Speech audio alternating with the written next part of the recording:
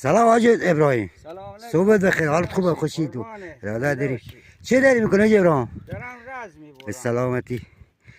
خیلی هم خوب. بریدن رز حساب این شاخه که مال پارسال هم میبری. بله.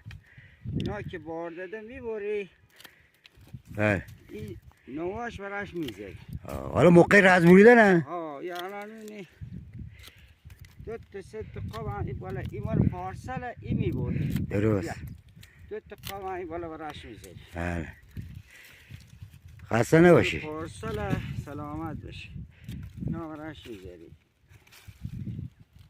این مال پارسال میبری. این میبری. رز بریدن همه کس نمیتونه. نه از کاری نداره.